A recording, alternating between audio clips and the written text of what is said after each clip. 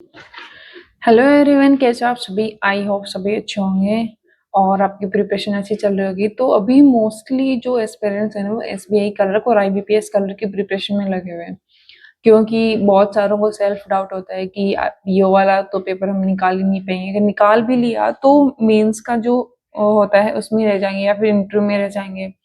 काफी एस्पिरेंट्स होता है जो इंटरव्यू में निकल जाता है, तो उनको बहुत ऐसे बुरा फील होता है कि मैंने इतनी मेहनत की, प्रीलिम्स किया, मेंस किया और इंटरव्यू में मुझे बाहर होना पड़ा। तो ये काफी सारी सिचुएशंस आती है।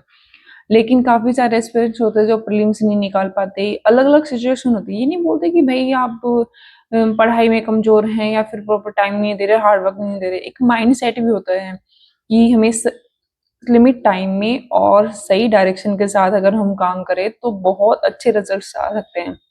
मैंने मतलब काफी सारे एस्पिरेंट्स के इंटरव्यू सुने और जिन्होंने पेपर क्लियर किया उनके भी सुने। वो ऐसे नहीं थे कि मतलब 15-15 20-20 घंटे पढ़ते थे। वो बोलते थे कि कम पढ़ो लेकिन उतना पढ़ो और एक सही डायरेक्शन में पढ़ो।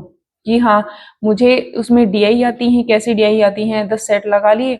वो अलग अलग लगाने का ट्राई करो। ये नहीं कि एक ही पैटर्न से बार बार आप लगा रहे हो या फिर एक ही डीआई को आप बार बार लगा रहे हो। वो चीज आपको समझ में आनी चाहिए कि इस डीआई में ऐसे क्वेश्चन आए हुए थे, ऐसे उसने पूछ रखा है और ऐसे हमें डीआई हमें सोल्व करनी होती है।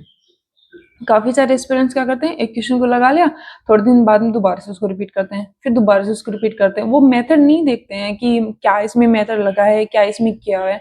सिर्फ क्वेश्चंस को उसी को रिपीट करते रहते हैं। आज ऑनलाइन की मतलब टाइम है तो हमें बहुत क्वेश्चंस मिल जाते हैं। मतलब इतनी है कि आपका टाइम कम पड़ जाएगा पर क्वेश्चंस की कमी नहीं होगी ना।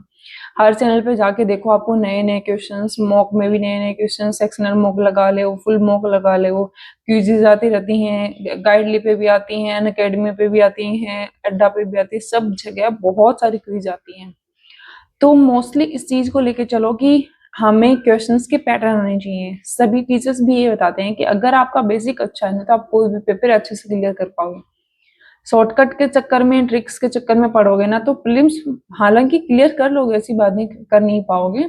लेकिन जब मेंस में बैठोगे ना उस टाइम पे तो आपके तो हालत खराब हो जाएगी, क्योंकि वहां पे है ना एक पर्टिकुलर फॉर्मूले पे बेस्ड क्वेश्चन नहीं आते कि ये मेन सोल्यूशन का ये फॉर्मूला है, इस पे बेस्ड ये क्वेश्चन है और ये आप कर लो और वो हो जाएगी चीज, है ना। उसमें परसेंटेज भी इंक्लूड कर देंगे, एज भी इंक्लूड कर देंगे और प्रॉफिट एंड लॉस भी इंक्लूड कर देंगे। ऐसा एक क्वेश्चन क्रिएट कर देंगे। अब आप वहाँ एक स्पेसिफिक फॉर्मूले से निकाल ही नहीं सकते अगर आपके बेसिक क्लियर नहीं है तो। वहाँ ट्रिक बिल्कुल भी काम नहीं करेगी। और मेंस के ऐसे क्वेश्चंस आते हैं तो धुआं धुआं हो जाते हैं। 1% भी नहीं कर पाओगे अगर आपके बेसिक्स अच्छे नहीं है तो। इसलिए मैथ का सबसे अच्छा चीज यही है कि जब भी आप करो ना तो उसका मेथड आपको पता होना चाहिए, बेसिक अच्छे से आनी चाहिए। और दूसरी चीज है ना, काफी सारे स्टूडेंट्स बोलते हैं कि दीदी है ना, हम मतलब मैथ मेरा ठीक है लेकिन डीआई वाला सेक्शन और स्पीड मैथ वाला सेक्शन ही अच्छा है, अर्थमेटिक में हम लोग क्या करें। तो उसके लिए कुछ टॉपिक हैं जो मैंने बताए हैं आपको, जैसे परसेंटेज का, एज का, ट्रेन का और बॉटम स्ट्रीम का और प्रॉफिट एंड लॉस का। और एसआईसीआई भी मतलब कर सकते हो आप। एसआई छोटे छोटे टॉपिक, उसमें 2-3 ही फॉर्मूले हैं और 10 क्वेश्चन का प्रॉक्सी होते हैं उसके अंदर, उसी पे बेस होते हैं क्वेश्चन ज्यादातर, है ना। ज्यादा कुछ एक्स्ट्रा नहीं होता उसके अंदर, वो भी कर सकते हो। उसके अलावा जो भी क्वेश्चन, जो भी चैप्टर बचे हैं ना, उनमें पॉसिबिलिटी होती है कि आए नहीं आए, वो मतलब ही नहीं है, कंफर्म नहीं है उनका, लेकिन उनसे क्वेश्चन जरूर जरूर आते हैं। आपको तो ये तो करने ही करने हैं, लेकिन आपको मेंस निकालना है तो बाकी सारे टॉपिक्स भी करने होंगे। हाँ, प्रीलिम्स के लिए ये सोचे पहले मैं प्रीलिम्स की प्रिपरेशन कर लूँ, वो निकल जाए, उसके बाद मेंस की करूँ। तो ये टॉपिक करो, उसके बाद में जब आपको टाइम मिले तो बाकी सारे टॉपिक्स भी कंप्लीट कर लेना। आप स्किप नहीं करना है, ये चीज हमेशा ध्यान रखो, कोई भी चीज स्किप नहीं करनी है। और मैथ में एक सबसे बड़ी होती है अर्थमेटिक वाला सेक्शन। मैथ के लिए अर्थमेटिक को अगर आप अच्छे से करना चाहते हैं ना तो पहले ये करो, इजी इजी सारे क्वेश्चंस कर लो। उसके बाद में थोड़ा सा कॉन्फिडेंस आने लगे, उसके बाद में थोड़ा मॉडरेट उठाना स्टार्ट करो। मॉडरेट में ये है, पहले क्वेश्चन पेपर पढ़ो और उसके बाद में क्वेश्चन मतलब क्वेश्चन पढ़ो। उसके बाद में क्या करना आपको, उसमें क्या क्या गिवन है, मतलब स्टार्टिंग में तो थोड़ा आपको लिख के देखना पड़ेगा कि हाँ इसमें ये गिवन है और क्वेश्चन में पूछ क्या रहा है कि हमें क्या फाइंड आउट करना है, वो चीज देखनी है आपको। उसके बाद में देखो कि हाँ इसमें ये फॉर्मूला था, ये बेसिक दिया हुआ है और ये बेसिक मैंने पढ़ा था उसमें, उसी हिसाब से उसको ट्राई करो। स्टार्टिंग में थोड़ा दिन आपको ये होगा कि आपको हर एक चीज लिखनी पड़ रही है, लेकिन धीरे धीरे जैसे आप प्रैक्टिस में आएंगे ना तो उसमें स्किप करते चले जाएंगे, जैसे फोन में स्किप कर दिए, सारा लिखना स्किप कर दिया, सीधा आपको पता था ये दिया हुआ है और इसे ही निकालना, इसका फॉर्मूला लिखा, उसमें पुट किया और आंसर निकाल लिया। कभी-कभी हमें ऑप्शन से भी आंसर मिल जाते हैं, हम क्या करते हैं, क्वेश्चंस देखा, निकालना स्टार्ट कर देते हैं, और जबकि एक्चुअल में अगर हम ऑप्शन के बेस पे करें तो जल्दी क्वेश्चन हो रहा है। तो ऐसे ऑप्शन भी देख लिया करो कभी-कभी, है ना, उससे भी आपको इफेक्ट मिलेगा। और मैथ के लिए जितनी प्रैक्टिस हो सके ना अर्थमेटिक की, उतनी करो, जितनी, मतलब आप ये सोचो कि ये इनफ है, अर्थमेटिक के लिए कुछ भी इनफ नहीं है। जितनी प्रैक्टिस करो उतना परफेक्शन आता चला जाएगा। तो अर्थमेटिक के बहुत बहुत क्वेश्चंस लगाने हैं, और अरुण सर बहुत अच्छा सेशन लेते हैं, आशीष सर भी लेते हैं, कौशिक सर भी लेते हैं, मतलब इतने अच्छे अच्छे सेशंस लेते हैं कि आप क्वेश्चंस को देखोगे तो सोचोगे कि ये लेवल है क्वेश्चंस का। मतलब हम तो जैसे इजी से लगा लेते हैं, खुश हो जाते हैं कि हमें तो सारे क्वेश्चंस आते हैं, सारे बन रहे हैं, लेकिन एक्चुअल में जो क्वेश्चंस होते हैं ना, वो एक बार लगा के देखना, आपको समझ आएगा कि अर्थमेटिक का क्या रोल है मैथ में।